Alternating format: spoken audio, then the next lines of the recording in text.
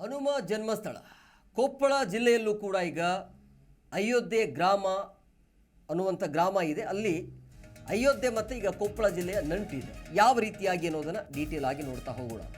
ಅಯೋಧ್ಯೆ ರಾಮನಿಗೂ ಗಂಗಾವತಿಯ ಅಯೋಧ್ಯೆ ಗ್ರಾಮಕ್ಕೂ ಕೂಡ ನಂಟಿದೆ. ಅಯೋಧ್ಯೆ ಗ್ರಾಮದ ನದಿ ತಟದಲ್ಲಿ ಅಪಹರಣ ಕುರುಹು ಅಂದರೆ ಸೀತೆಯ ಅಪಹರಣದ ಕುರುಹು ಪತ್ತೆಯಾಗಿದೆ. ನದಿಯ ಬಂಡೆಗಳ ಮೇಲೆ ಸೀತೆಯ ಈ ಸೀರೆಯ ಸೆರಗಿನ ಗುರುತು ಕೂಡ ಪತ್ತೆಯಾಗಿರುವಂಥದ್ದು.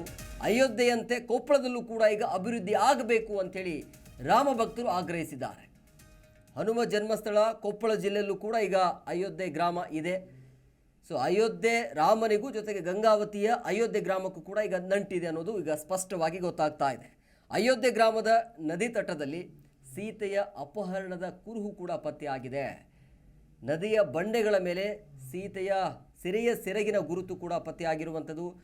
ಅಯೋಧ್ಯೆಯಂತೆ ಕೊಪ್ಪಳದಲ್ಲೂ ಕೂಡ ಈಗ ಅಭಿವೃದ್ಧಿ ಆಗಬೇಕು ಅಂಥೇಳಿ ಈಗ ಅಲ್ಲಿರುವಂಥ ರಾಮ ಭಕ್ತರು ಆಗ್ರಹಿಸಿದ್ದಾರೆ. ವಿಜಯನಗರ ಅರಸರ ಕಾಲದಲ್ಲಿ ನೋಡಿ, ಅಯೋಧ್ಯೆ ಅನ್ನುವಂಥ ಗ್ರಾಮ ಕೂಡ ಇತ್ತು ಅಲ್ಲಿ ಅರಸರ ಕಾಲದಲ್ಲಿ. ಅಂದರೆ ವಿಜಯನಗರ ಅರಸರ ಕಾಲದಲ್ಲೂ ಕೂಡ ಅಸ್ತಿತ್ವದಲ್ಲಿರುವಂಥ ಗ್ರಾಮ ಅದು ಅಯೋಧ್ಯೆಯ ಗ್ರಾಮ ಅಂಥೇಳಿ. ಅಯೋಧ್ಯೆ ರಾಮನಿಗೂ ಗಂಗಾವತಿಯ ತಾಲೂಕಿನಲ್ಲಿರುವಂಥ ಅಯೋಧ್ಯೆ ಎನ್ನುವಂಥ ಗ್ರಾಮಕ್ಕೂ ಕೂಡ ಈ ರೀತಿಯಾಗಿ ನಂಟಿರುವಂಥದ್ದು. ವಾಲ್ಮೀಕಿ ರಾಮಾಯಣದಲ್ಲಿ ಕೂಡ ಉಲ್ಲೇಖ ಇದೆ.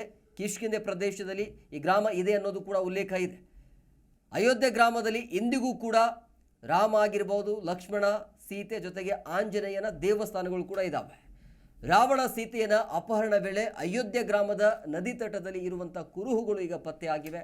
ಹಾಗಾಗಿ ಕೊಪ್ಪಳ ಟು ಅಯೋಧ್ಯೆ ಇರುವಂಥ ನಂಟು ಇದು. ಹನುಮ ಜನ್ಮಸ್ಥಳ ಕೊಪ್ಪಳ ಜಿಲ್ಲೆಯಲ್ಲೂ ಕೂಡ ಈಗ ಅಯೋಧ್ಯೆ ಗ್ರಾಮ ಇರುವಂಥದ್ದು. ಸೊ ಅಲ್ಲಿ ನೋಡಿ, ರಾಮ ಇರುವಂಥದ್ದು ಆಗಿರ್ಬೋದು, ಲಕ್ಷ್ಮಣ, ಸೀತೆ ಜೊತೆಗೆ ಆಂಜನೇಯನ ದೇವಸ್ಥಾನಗಳು ಕೂಡ ಈಗ ಪತ್ತೆ ಆಗಿರುವಂಥದ್ದು.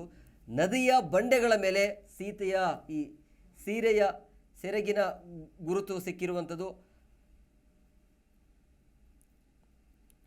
ಸೊ ಹಂಪಿಯಲ್ಲಿರುವಂಥ ಈಗ ಪಂಪಾವತಿ, ಈಶ್ವರ, ಭೀಮಕೊಂಡ, ಆಂಜನೇಯ, ಗಂಗಾಮಾತಾ ದೇವಸ್ಥಾನಗಳು ಕೂಡ ಆ ಗ್ರಾಮದಲ್ಲಿ ಇರುವಂಥದ್ದು. ಸೊ ಶ್ರೀರಾಮ ಜನ್ಮಭೂಮಿ ಅಯೋಧ್ಯೆಯಂತೆ ಕೊಪ್ಪಳದಲ್ಲೂ ಕೂಡ ಅಲ್ಲಿ ಅಭಿವೃದ್ಧಿ ಆಗಬೇಕು ಅಂಥೇಳಿ ರಾಮನ ಭಕ್ತರು ಆಗ್ರಹ ಮಾಡ್ತಾ ಇರುವಂಥದ್ದು. ಈಗ ಅಯೋಧ್ಯೆಯಲ್ಲಿ ಯಾವ ರೀತಿಯಾಗಿ ಕೆಲಸ ಕಾರ್ಯಗಳು ಜೊತೆಗೆ ಯಾವ ರೀತಿಯಾಗಿ ಅಭಿವೃದ್ಧಿಯನ್ನು ಮಾಡಿದಲ್ಲ, ಅದೇ ರೀತಿಯಾಗಿ ಕೊಪ್ಪಳದಲ್ಲೂ ಕೂಡ ಆಗಬೇಕು ಅನ್ನೋದು ರಾಮ ಭಕ್ತರ ಆಗ್ರಹ ಇದು.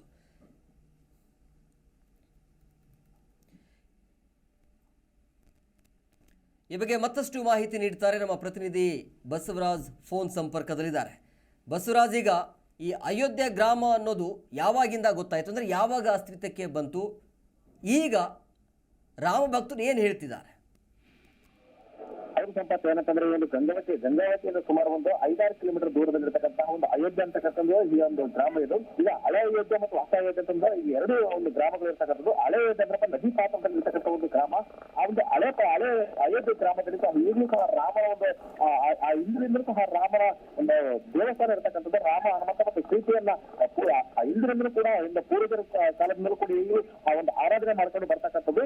ಆ ಒಂದು ಭಾಗದಲ್ಲಿ ನದಿ ಪಾತ್ರದಲ್ಲಿ ಒಂದು ಬಂಡೆಗಲ್ಲಿನಲ್ಲಿ ಒಂದು ಸೀತೆಯ ಸೆರಗಂತ ಬೇಳೆ ಕರೀತಾರೆ. ಆ ಒಂದು ಸೀತೆಯ ಸೆರಗನ್ನು ಸಹ ಆ ಒಂದು ಅಲ್ಲಿ ಕಾಣಬಹುದು ನಾವು. ಹೀಗಾಗಿ ಅಲ್ಲಿ ಸುಮಾರು ವರ್ಷಗಳಿಂದ ಸಹ ಪೂರ್ವಜರ ಕಾಲದಿಂದಲೂ ಕೂಡ ಇಂದಿಗೂ ಕೂಡ ರಾಮನ ಒಂದು ಕುರುಹು ಇದೆ ಅಂತಂದ್ರೆ ಹಿರಿಯರು ಒಂದು ಹೇಳ್ತಕ್ಕಂಥದ್ದು. ಹೀಗಾಗಿ ರಾಮನ, ಹನುಮಂತರ ಮತ್ತು ಅಲ್ಲಿ ಇರ್ತಕ್ಕಂಥ ಸೀತೆಯನ್ನು ಸಹ ದೇವಸ್ಥಾನವನ್ನು ಕಟ್ಟುವುದರ ಮುಖಾಂತರವಾಗಿ ಹಿಂದಿನಿಂದಲೂ ಪೂಜೆಯನ್ನ ಮಾಡ್ಕೊಂಡು ಬರ್ತಾ ಇದ್ದಾರೆ. ಇಂದಿಗೂ ಸಹ ಈಗೆಲ್ಲ ರಾಮನ ಒಂದು ಜಪ ಮಾಡುವಂತ ಒಂದು ಕೆಲಸ ಸುಮಾರು ಒಂದು ವಾರದಿಂದಲೂ ಕೂಡ ಈ ಅಯೋಧ್ಯೆಯಲ್ಲಿ ಹೇಳ್ತಕ್ಕಂಥ ಅಂದ್ರೆ ಉತ್ತರ ಪ್ರದೇಶದಲ್ಲಿ ಅಯೋಧ್ಯೆಯಲ್ಲಿ ರಾಮನ ಒಂದು ಪ್ರತಿಷ್ಠಾಪನೆ ಮಾಡ್ತಾ ಇದ್ದಾರೆ. ಆ ಒಂದು ಉದ್ಘಾಟನಾ ಕಾರ್ಯಕ್ರಮದ ಹಿನ್ನೆಲೆಯಲ್ಲಿ ಈ ಸುಮಾರು ಒಂದು ವಾರದಿಂದ ಒಂದು 8 ದಿನಗಳಿಂದಲೂ ಕೂಡ ಈ ಒಂದು ಗ್ರಾಮದಲ್ಲಿ ಈಗ ರಾಮನ ಜಪವನ್ನು ಸಹ ಮಾಡ್ತಕ್ಕಂಥದ್ದು. ಈಗಾಗಲೇ ಸಹ ಆ ಒಂದು ಗ್ರಾಮದಲ್ಲಿ ಮಾನಸಿಕ ಸಂಭ್ರಮದ ಒಂದು ವಾತಾವರಣ ಕಂಡು ಬರ್ತಕ್ಕಂಥದ್ದು. ಅಲ್ಲಿರ್ತಕ್ಕಂಥ ಜನರ ಒಂದು ಒತ್ತಾಯ ಏನಪ್ಪಾ ಅಂದ್ರೆ ಇಲ್ಲಿರ್ತಕ್ಕಂಥ ರಾಮನ ಕುರುಹುಗಳಿದೆ, ಆ ಒಂದು ದೇವಸ್ಥಾನ ಸಹ ಹಿಂದಿನಿಂದಲೂ ಇರತಕ್ಕಂಥದ್ದು. ಆ ಒಂದು ಜೀರ್ಣೋದ್ಧಾರ ಕೆಲಸವನ್ನ ಮಾಡಿದ್ರೆ ಸರ್ಕಾರ ಇಂಥ ಒಂದು ದೇವಸ್ಥಾನವನ್ನ ಜೀರ್ಣೋದ್ಧಾರ ಕೆಲಸ ಮಾಡಬೇಕು. ಆ ಜೀರ್ಣೋದ್ಧಾರ ಮಾಡಿದ್ರ ಮುಖಾಂತರವಾಗಿ ಇಲ್ಲಿರ್ತಕ್ಕಂಥ ಹಳೆಯ ಕುರುಹುಗಳನ್ನ ಉಳಿಸಿ ಬೆಳೆಸುವಂತ ಒಂದು ಕೆಲಸವನ್ನು ಮಾಡ್ಬೇಕಂತ ಹೇಳಿರ್ತಕ್ಕಂಥ ಸ್ಥಳೀಯರ ಒಂದು ಒತ್ತಾಯ ಏನಂತ ಹೇಳ್ಬೋದು ಸಂಪಾದ. ಓಕೆ, ಥ್ಯಾಂಕ್ ಯು ಬಸವರಾಜ್ ನಿಮ್ಮೆಲ್ಲ ಡೀಟೇಲ್ಸ್ಗಾಗಿ. ನೋಡಿ, ವಿಜಯನಗರ ಅರಸರ ಕಾಲದಲ್ಲಿಯೇ ಅಸ್ತಿತ್ವದಲ್ಲಿರುವಂಥ ಗ್ರಾಮ ಇದು ಅಯೋಧ್ಯೆ ಗ್ರಾಮ ಅಂಥೇಳಿ. ಅಯೋಧ್ಯೆ ರಾಮನಿಗೂ ಈಗ ಗಂಗಾವತಿ ತಾಲೂಕಿನಲ್ಲಿರುವಂಥ ಗ್ರಾಮ ಇದೆಯಲ್ಲ ಅಯೋಧ್ಯೆ ಅನ್ನುವಂಥ ಗ್ರಾಮಕ್ಕೆ ಈಗ ನಂಟು ಇರುವಂಥದ್ದು. ಅಯೋಧ್ಯೆಯಲ್ಲಿ ಯಾವ ರೀತಿಯಾಗಿ ಅಲ್ಲಿ ಅಭಿವೃದ್ಧಿಯನ್ನು ಮಾಡಿದಾರಲ್ಲ ಅದೇ ರೀತಿಯಾಗಿ ಈಗ ಕೊಪ್ಪಳದಲ್ಲೂ ಕೂಡ ಅಭಿವೃದ್ಧಿ ಆಗಬೇಕು ಅಂಥೇಳಿ